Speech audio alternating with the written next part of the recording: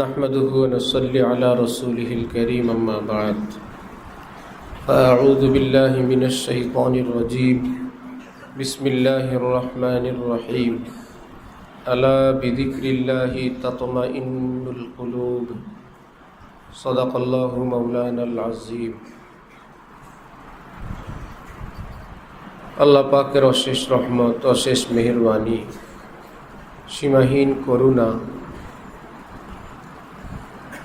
আল্লাহ পাক আমাদেরকে দ্বীনি পরিবেশে সুস্থভাবে, শান্তভাবে, ইতমিনানের সাথে এক জায়গায় বসার, আল্লাহওয়ালাদের সিলসিলায় আল্লাহকে ডাকার, এলমি দ্বীন শেখার, আল্লাহ পাকের মহব্বত অর্জন করার মতন পরিবেশে আসার তৌফিক দান করেছেন। আলহামদুলিল্লাহ। পৃথিবীতে বহু জনপদ, বহু দেশ, যেখানে মুসলমানরা অবর্ণনীয় কষ্ট, জুলুম, অত্যাচারের মধ্যে আছে, আল্লাহ পাক সেই ভাইদেরকে, বোনদেরকে, শিশুদেরকে নিজ কুদরতে রক্ষা করেন, হেফাজত করেন। জালেমদেরকে আল্লাহ পাক হেদায়েত দান করেন। যাদের ভাগ্যে হেদায়েত নাই, আল্লাহ পাক আসমানি আযাব গজব দিয়ে ধ্বংস করে দেন, এই পৃথিবী থেকে তাদেরকে নিশ্চিহ্ন করে দেন।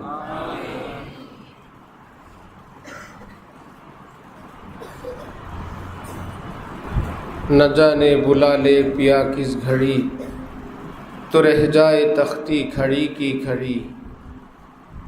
হঠাৎ যখন যা ডাক আসবে, এই দুনিয়া ছেড়ে যাওয়া লাগবে, এই খবরই চতুর্দিক থেকে আমরা শুনতে পাই, জানতে পারি অমুক ব্যক্তি দুনিয়া থেকে চলে গেছেন। আমরা শুনতে শুনতে অভ্যস্ত হয়ে গেছি, আমরা এটাকে স্বাভাবিক বানিয়ে নিছি। এটা কোনো স্বাভাবিক বিষয় না। একটু চিন্তা করার মতন, সে পৃথিবী ছেড়ে চলে গেছে, সারা জীবন যে মৃত্যুর কথা আমরা শুনে আসি, তার কাছে সেই মৃত্যু চলে আসছে, সেই পৃথিবীকে আর দেখবে না, সে মাটির নিচে চলে গেছে।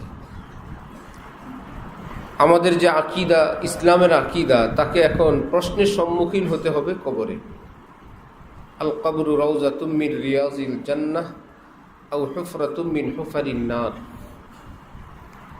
এখন কবর হয়তো তার জান্নাতের টুকরা হবে, অথবা জাহান্নামের অগ্নিকুণ্ডলী হবে। এই আধার করে কবর প্রতিদিন ডাকতে থাকে, আনা বাইতুত তুরাব, আনা বাইতুল ওয়াহদাহ, আনা বাইতুজ যুলমা, আনা বাইতুদ দুদ। আমি একাকিত্বের ঘর, নির্জনতার ঘর, অন্ধকার ঘর, পোকামাকড়ের ঘর। আমার বাসিন্দা, এখানে আসতে প্রস্তুতি নিয়ে আসবা।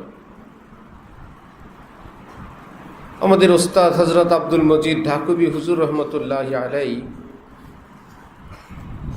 হযরত থানবী রহমতুল্লাহি আলাইহির সোহবতপ্রাপ্ত মানুষ ছিলেন, মজলিসে যেতেন। আমরা হযরতকে ঢালকানগর আসতেন, সেই সুবাদে হযরতের কাছে কিছু পড়ছি। গল্প বলতেন, এক দেশের নিয়ম ছিল, সেখানের রাজত্ব একবার দেওয়া হয়, রাজার মেয়াদ শেষে তিনি আর দ্বিতীয়বার রাজা হতে পারেন না।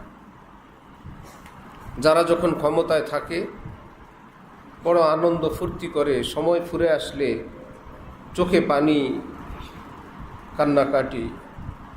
কারণ ক্ষমতা শেষ হবার পর দ্বিতীয় ধাপ হইল, তাকে একটা দ্বীপের মধ্যে পাঠিয়ে দেওয়া হয়। মৃত্যু পর্যন্ত বাকি জীবন তাকে দ্বীপেই থাকতে হয়। এই সুন্দর দেশ, আত্মীয় স্বজন সবাইকে ছেড়ে তাকে দ্বীপে যাওয়া লাগবে, সেখানেই বাকি সময় কাটানো লাগবে। এক বাদশাহ ক্ষমতায় আসলেন, এসেই তিনি প্রশ্ন করলেন, আমি তো পৃথিবীতে এই রাজ্যে প্রথম বাদশাহ না, আমার পূর্বের বাদশাহরা কোথায়? বললেন, এই দেশের নিয়ম যেটা, সেটা হলো ক্ষমতা শেষে তাকে দ্বীপে পাঠানো হয়, তারা দ্বীপে আছে, কেউ বেঁচে আছে, কেউ মৃত্যুবরণ করেছে। আমার কি হবে? আপনারও একই দশা হবে। ঠিক আছে। এই বাদশার যখন সময় ফুরে আসলো, যতই সময় ঘনীভূত হয় সে তত আনন্দিত হয়, উৎফুল্ল হয়, খুশিতে আত্মহারা হয়। সবাই অবাক, এ কেমন রাজা, তার কোনো ভয় ভীতি নাই, আতঙ্ক বলতে কিছু নাই তার, কি বিষয়? খোঁজ নিয়ে জানা গেল সে যখন নিশ্চিত আমাকে সেই দ্বীপেই যাওয়া লাগবে, সুতরাং ক্ষমতাকে কাজে লাগাই, এই ক্ষমতায় থাকাকালীন সময়ে সেই দ্বীপটাকে সাজাই যেখানে আমাকে যেতে হবে। ক্ষমতায় বসে থাকে নাই, ক্ষমতায় থাকাকালীন সেই দ্বীপের মধ্যে ফুলবাগান, থাকার ঘর, ইলেকট্রিসিটি, সুয়ারেজ লাইন, পানি, সিকিউরিটি, খাদেম খুদ্দাম, সমস্ত কিছু এত সুন্দর, যেই দেশে থাকে সেই দেশ এত সুন্দর না, এত নিরাপদ না, এত সুন্দর সে দ্বীপকে করে তুলল। এখন নিজেই ব্যস্ত, কবে দ্বীপে যাব, কবে সেখানে যাব।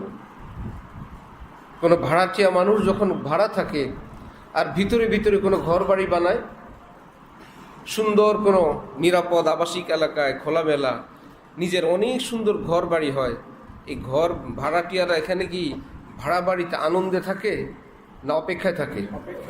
শুধু কি অপেক্ষায়, অস্থির, কবে যাব, কবে যাব, কবে যাব।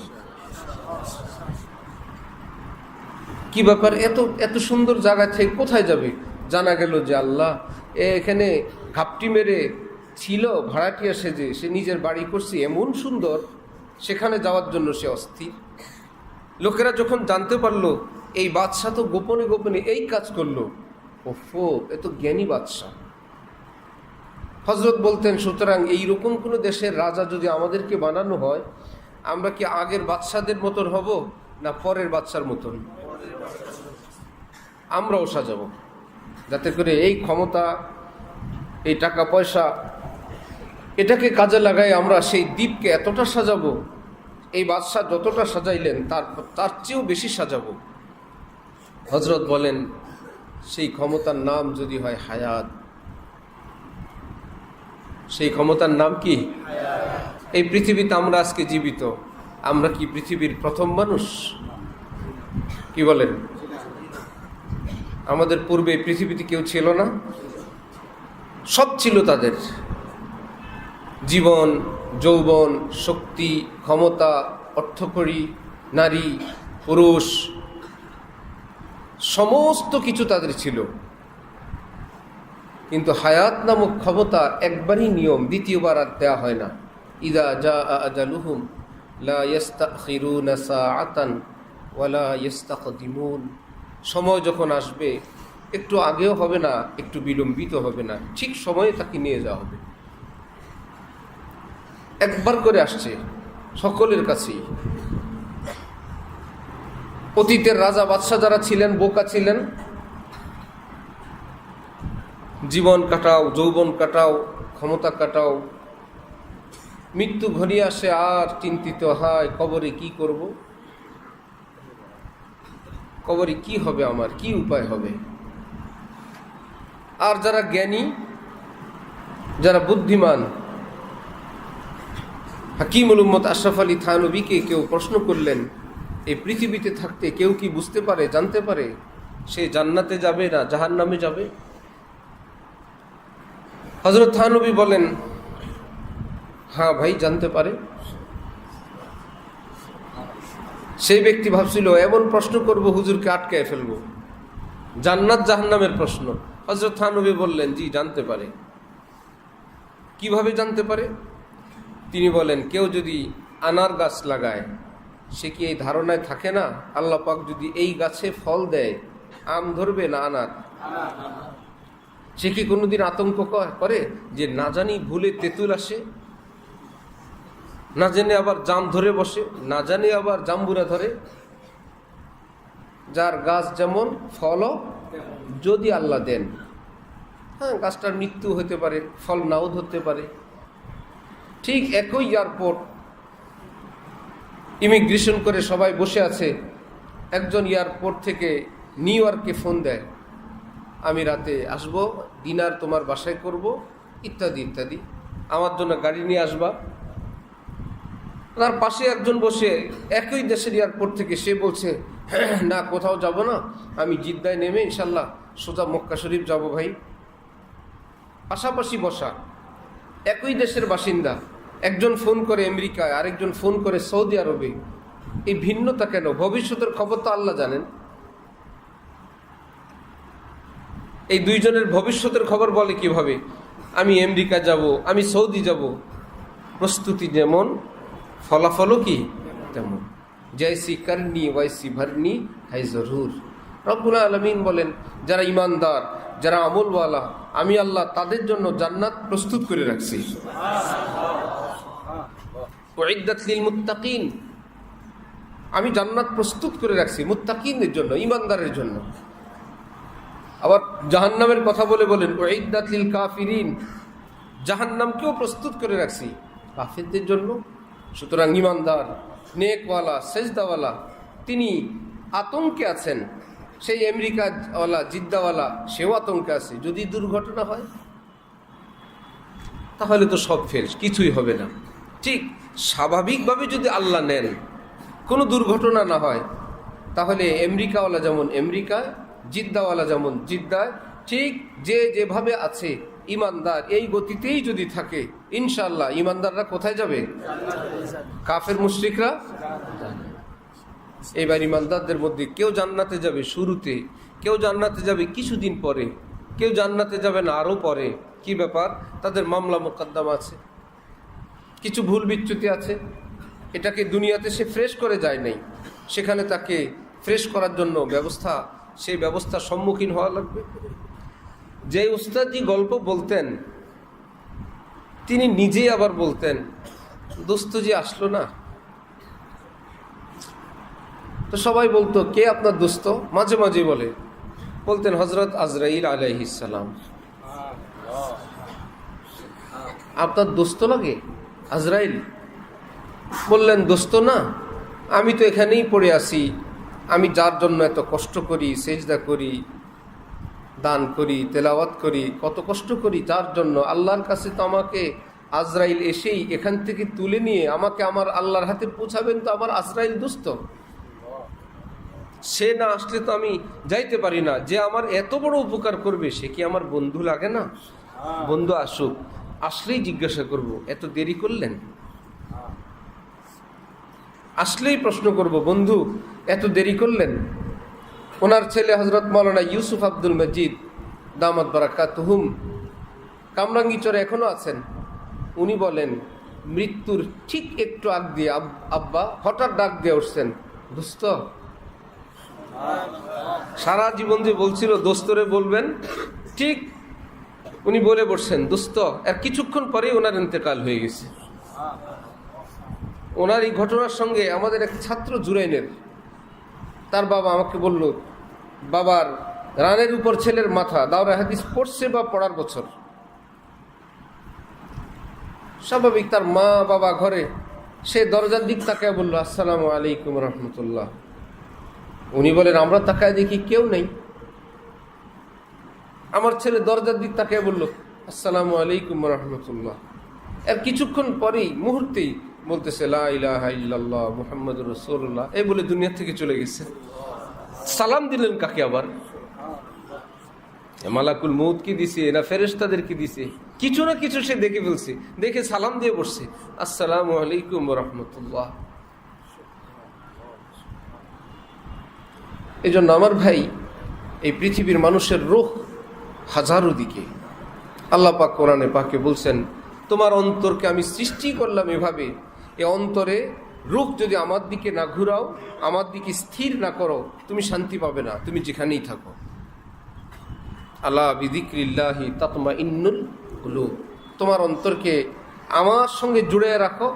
ছেঁড়া কাপড় হোক, ছেঁড়া চাটাই হোক, ভাঙ্গা ঝুপড়ি হোক, ডাল রুটি চাটনি হোক, কিংবা পেটে পাথর থাকুক, তাতমাইন্নুল কুলুব, তোমার অন্তর বড় মুতমাইন থাকবে, বড় সুখে থাকবে, শান্তিতে থাকবে। যারা ইলমে দ্বীনের সঙ্গে যুক্ত, ওস্তাদ, ছাত্র, সালেক, আল্লাহর প্রেমিক, আল্লাহর পথিক, জান্নাতের পথিক, সকলেই কিন্তু এটা চায়, আমার অন্তরে নূর আসুক, আমার অন্তরে সুকুন আসুক, আমার অন্তরে স্থিরতা আসুক। এর জন্য আল্লাহর কসম করে বললাম, রাস্তা একটাই, ওষুধ একটাই, অন্তরকে আল্লাহমুখী করা। আল্লাহমুখী করার জন্য ওষুধ হলো লা ইলাহা। ওষুধ কি? ইল্লাল্লাহ হলো আল্লাহমুখী করা। কিন্তু আল্লাহমুখী করা শুরুর আগে আল্লাহ পাক বলছেন কি করো? লা ইলাহা করো। তামাম গায়রুল্লাহ থেকে মুক্ত হও, তামাম গায়রুল্লাহ থেকে বিচ্ছিন্ন হও, তাহলে আমি তোমার অন্তরে সুকুন দিব, নূর দিব, ইল্লাল্লাহ হবে। তোমার রূহ আমার দিকেই থাকবে, আমি আল্লাহর জাতের দিকেই তোমার রূহ থাকবে। তখন দেখবে তুমি তোমার অন্তরে আমার জাত থেকে নূর আর নূর সাপ্লাই হবে। তুমি নিজেই বলবো, এ কৌন আয়া কি ধীমি পড় গাই। আমার অন্তর জগতে কে আসন গ্রহণ করলেন যে সব কিছুর মধ্যে একটা স্থিরতা, সব কিছু স্তব্ধতা। কি ব্যাপার? লাউ শামঈ মাহফিল কি, এই পুরা পৃথিবীর মধ্যে এক নীরবতা, নিস্তব্ধতা এবং অন্ধকার অন্ধকার লাগে। পাতিঙ্গু কি আওয়াজ উন্নে লাগি চিঙ্গারিয়া দিল কি। ওফো, আমি কি বর্জন করলাম আর আমি কি পেলাম।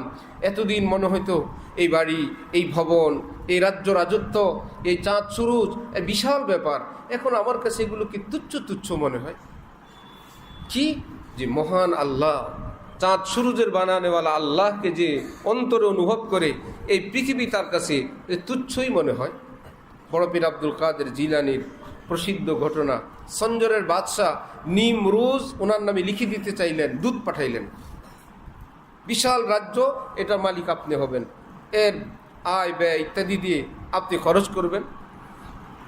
বাদশার কাছে তিনি পাল্টা চিঠি লিখলেন দূতের নিকট, চু চত্রে সঞ্জারি রুখে বক্তম সিয়াবাদ গর্দি লগার বুধ হাওয়াসে মুলকে সঞ্জারম জাগা কি याफ्तम खबर अज मुल्क नीम शब मन मुल्क नीम रोज बैक जाओ नेमी खरम। বাদশাহ, তুমি ভাবছো এই দিয়ে আমাকে খুশি করবা? শোনো, তোমার এই রাজ্য রাজত্বের প্রতি আমার বিন্দু মাত্র যদি লোভ থাকে, লিপ্সা থাকে, লালসা থাকে, আমি ঘোষণা দিচ্ছি আমার চেহারা যেন কালো ছাতার মতো কুৎসিত হয়ে যায়। জিজ্ঞাসা করবা কেন? যেদিন থেকে আল্লাহ গভীর রাতে আল্লাহকে ডাকার, প্রেমময় অন্তর নিয়ে আল্লাহর প্রেমে ডুব দেওয়ার আল্লাহ তৌফিক দিলেন, সেদিন থেকে দেখলাম এই রাজ্য রাজত্বকে একটা জবের দানা দিয়ে কিনলেও দাম বেশি হয়ে যায়। নবী খরম জাগা কি ইয়াফতাম খবর আজমুল কে নিম সব, গভীর রজনীর রাজত্বের সংবাদ যেদিন পেলাম, মান মুলকি নিম রোজ বাইক যাও নবী খরম, গভীর রাতের রাজত্ব ছেড়ে এই নষ্টামির রাজত্ব করব। আল্লাহ আমাদেরকে দিন দিলেন, হক্কানি আলেমদের সন্ধান দিলেন, কাউকে মাদ্রাসায় আনলেন, কাউকে ওস্তাদ বানাইলেন।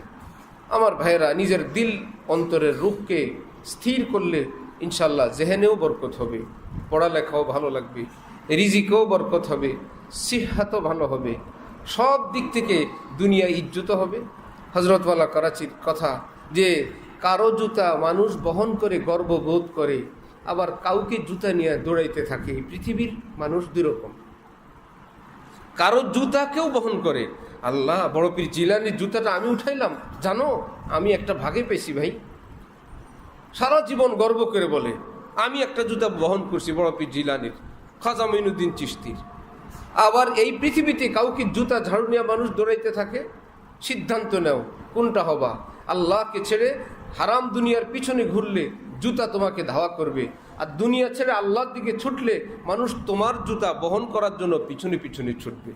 মান আরাযা আন যিকরি ফাইন্না লাহু মাঈশাতান যনকা, যে আমাকে অস্বীকার করবে তার জীবনকে আমি তিক্ত বানাবো। আবার আরেক জায়গায় বলেন কি, মান আমিলা সালিহান মিন যাকারিন আও উনসা ফাহুয়া মুমিন ফালানুহইয়ান্নাহু হায়াতান তাইয়্যিবা, আমি তাকে হায়াতে তাইয়্যিবা দিব। আমার ভাই, ছাত্র কি ওস্তাদ কি, আমরা জেনারেল কি, যে যেখানে আছি, আমরা সিদ্ধান্ত নেই আমরা কোন শ্রেণীতে অন্তর্ভুক্ত হব, আমরা কোন দলভুক্ত হব। আল্লাহ পাক আমাদের ছোট বড় আমাদের সকলকে অন্তরকে, জীবনকে আল্লাহমুখী করার তৌফিক দান করেন ইনশাআল্লাহ। সব দিকেই বরকত আর বরকত। আল্লাহ আমাদেরকে সেই রহমত এবং বরকতের পথে চলার তৌফিক দান করেন। ওয়া আখিরু দাওয়ানা আনিল হামদুলিল্লাহি রাব্বিল আলামিন।